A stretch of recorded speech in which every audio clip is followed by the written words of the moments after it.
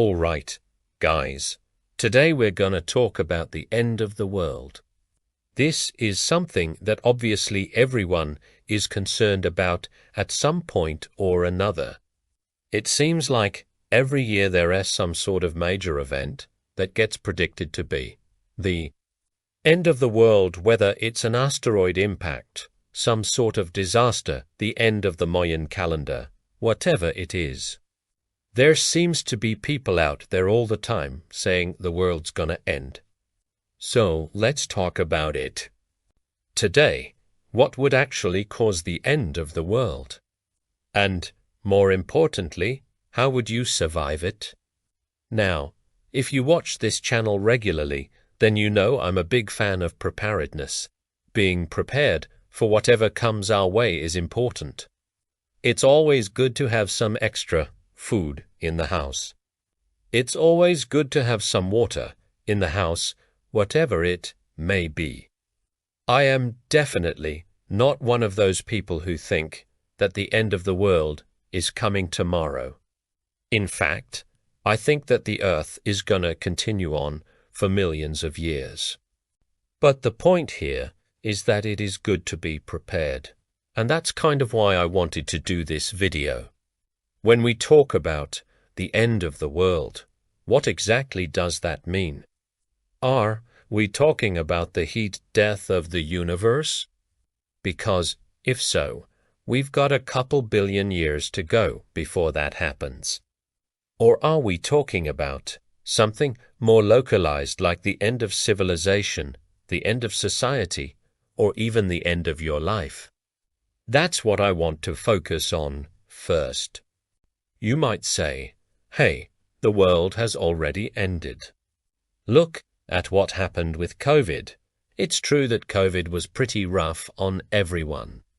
We had quarantines, lockdowns, shortages of supplies, and things were pretty dicey for a while there. But we made it through that, and we're still here. The world didn't end. It's still going on. So let us talk about a few different ways the world could end and how you would survive them. First, we have natural disasters. Things like earthquakes, tsunamis, volcanic eruptions, hurricanes, floods, droughts, pandemics, things like that. These are things that happen naturally, and they can be quite devastating.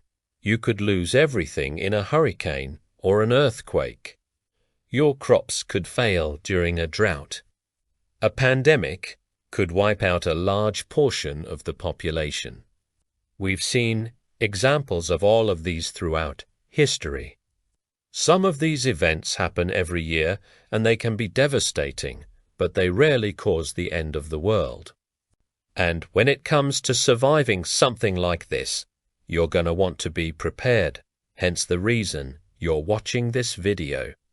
If you've taken the time to learn how to grow your own food, if you've taken the time to stockpile some food and water, if you've taken the time to get in shape so you can hike out of town if need be, then you're ahead of the game. The better off you're gonna be when something like this happens. People who don't take the time to prepare for emergencies are gonna be in a bad spot when things start to go south. Economic collapse is another way the world could end for you. It could come in the form of hyperinflation, where the money you have today is virtually worthless tomorrow. Think of Zimbabwe and what they went through when their currency became totally worthless. They ended up using US dollars instead. It could be the loss of your job and your ability to provide for your family. It could be a housing market crash. It could be your entire country falling into depression and chaos. Again, any of these things can happen, and some of them have happened in the past. History is full of economic crashes, but they rarely cause the end of the world. Let's talk about a solar flare. Solar flares have the potential to knock out communications and electrical grids around the world. The effects of a super flare could last for years. Crops could fail because farming equipment wouldn't work. Food shortages would ensue. Refrigerators would stop working. Transportation would stop. But again, the world would probably still continue on.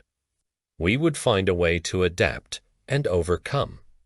Sure, it would suck, but the world would keep turning. What about an asteroid impact? If an asteroid the size of Texas were to strike the Earth, then yeah, we'd probably all be screwed. But a smaller asteroid could also cause a lot of damage and knock us back a few centuries.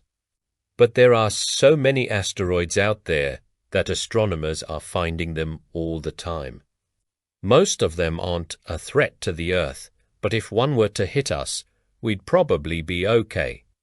NASA keeps a close eye on all of these things, and they have plans in place to deal with any asteroid that gets too close for comfort. Nuclear war is another one that could potentially end the world. But just like an asteroid impact, there are organizations out there dedicated to preventing this from happening. Even if it did happen, most of the radiation would only affect the area directly around where the bombs were dropped. There are bunkers and fallout shelters all over the country. If you have a basement in your house, then you already have a fallout shelter. But what if the world did end? What if an asteroid the size of Texas did strike the Earth and we were all doomed? Well, in that case, I hope you've been paying attention to this channel, because I've shared a lot of tips and tricks that would help you survive the end of the world.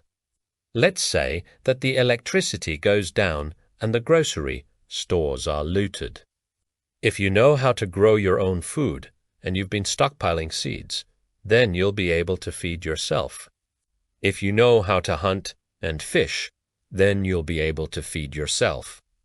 If you know how to forage for wild edibles, then you'll be able to feed yourself.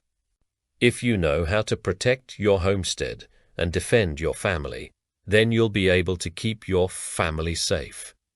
If the world did end, it would absolutely suck. But there would still be opportunities out there.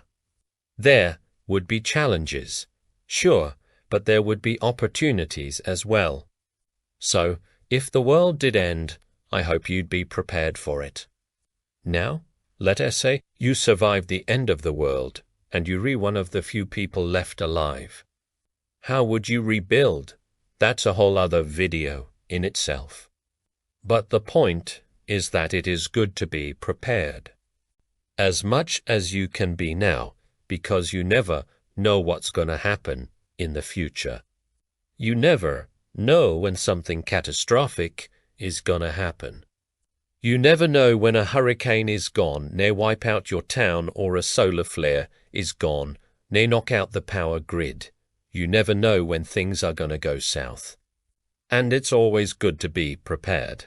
Let me tell you a story. When I was a kid, my dad and I used to drive down to the local feed store.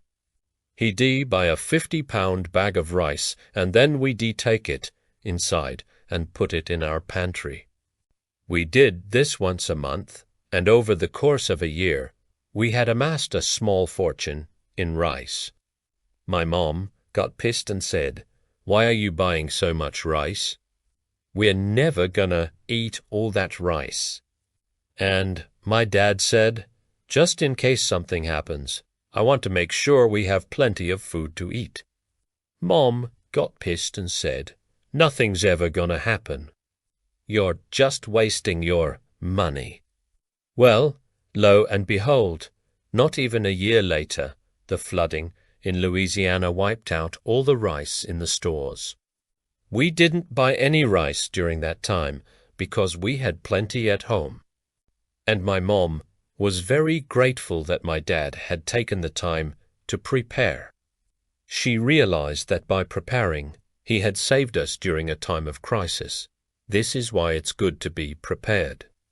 You never know when you're gonna need your preps. So take the time to learn how to grow your own food, to learn how to hunt and fish, to learn how to defend yourself and your family. Learn how to live off the land.